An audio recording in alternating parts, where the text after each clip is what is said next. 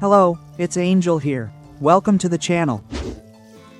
In this episode, we'll be discussing our new matchmaking, our new classification, and I'll tell you a few words about my thoughts on it all.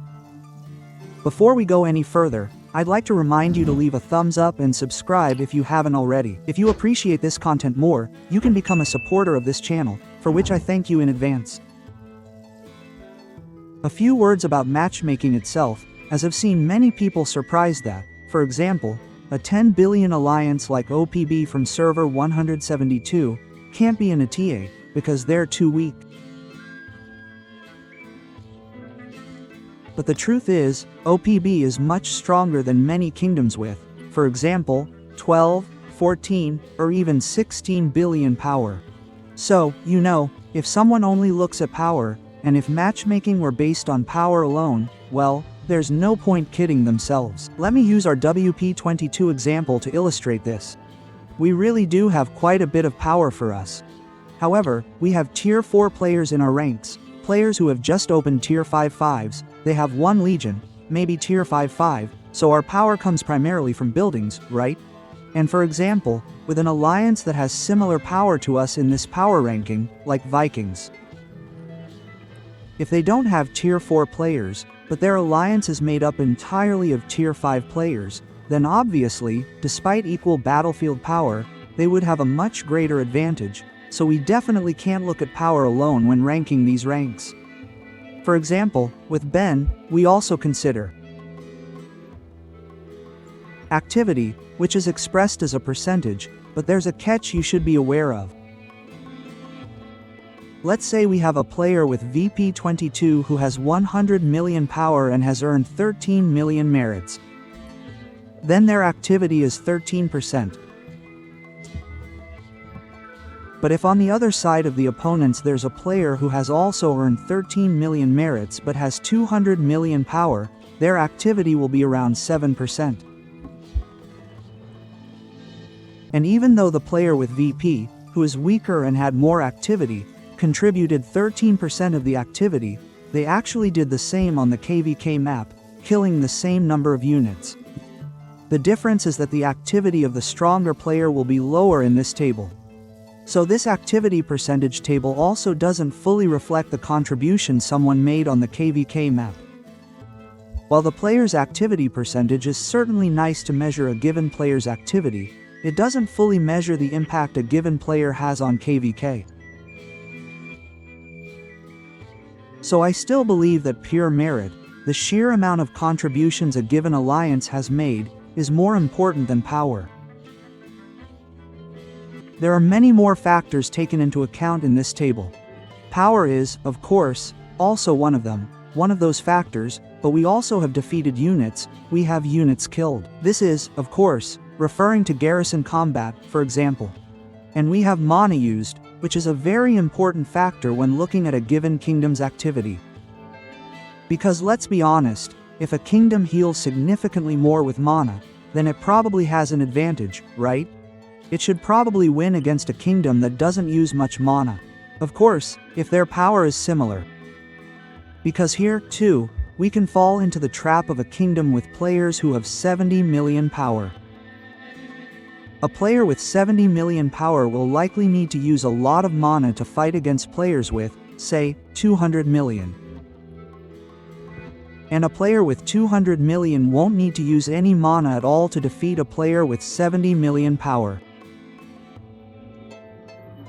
So, relying on mana alone isn't ideal either, but it's definitely a factor worth considering.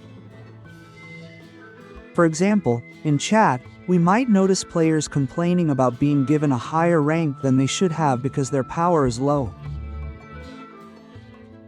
But let's be honest, there are many tricksters out there, let's say, who deliberately underestimate their power and create small, powerful kingdoms just to face easier opponents and secure easy victories.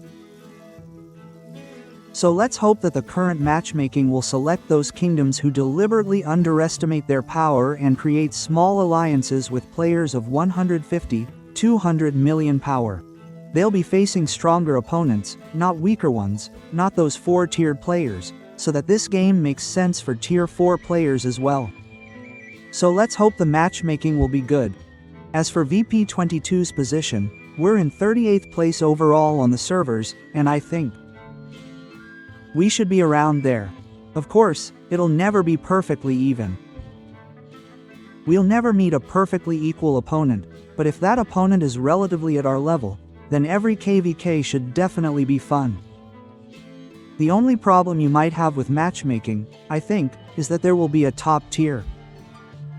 Yes, there's a lot of activity here, a lot of power, and to balance it out, but I think that unless you have an alliance with a top 8 kingdom in this ranking,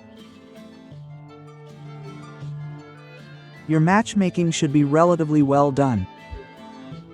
I think the only problems are matchmaking, or balancing that matchmaking, as always, in these top tier KVKs.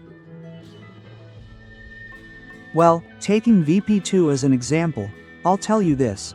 The last 3 KVKs really had opponents at our level, so if matchmaking was matched like it was in the previous KVKs, then I really don't think we need to worry about having evenly matched and enjoyable KVKs.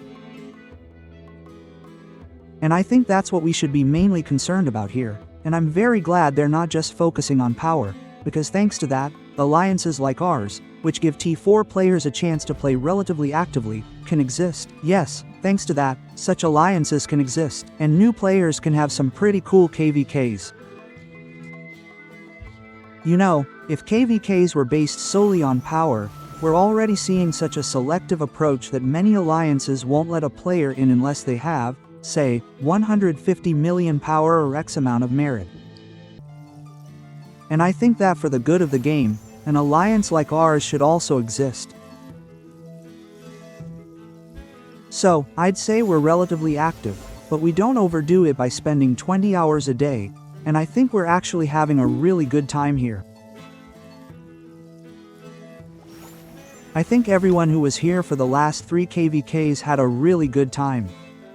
As I said, the last 3 KVKs we participated in were very, very even.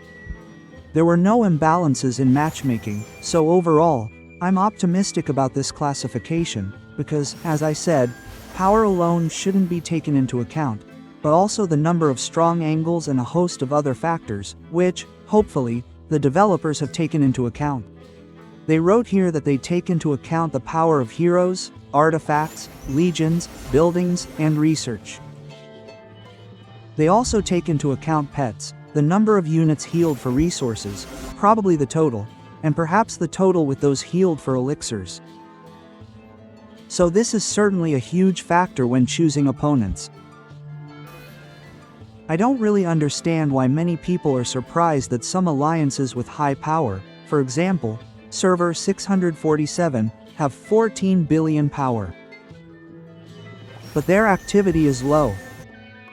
They likely have a small number of strong players, so why would this alliance be placed on, for example, server 203, which has twice as much activity?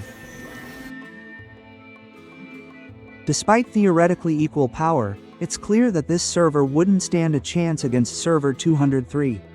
That's why I think the only people complaining that power isn't taken into account are alliances that have formed small groups of strong players and wanted to beat up on the weaker players. Here, to be clear, we can take the 2011 SSG server as an example. Despite only having 12 billion power in the alliance, it's clear that such a server would beat the other 12 billion power alliances, and despite VIP having, for example, 15 billion power, it's clear that they would also beat us, because we have T4 players here. I don't think we'll really notice a T4 player. And it's precisely these kinds of alliances that I'm talking about. These are the cunning alliances that want to avoid fighting and want to target weaker players in weaker alliances. And let's hope that the matchmaking on a kingdom like SSG will reward them highly, will place them as high-tier players, because they have accounts that can compete at the highest levels, and servers like that shouldn't be competing at lower or mid-level levels. So let's hope that this matchmaking works as it should and gives us all a balanced KVK. In this video, I'll be saying goodbye to you. You know what to do. Hang in there. Hello.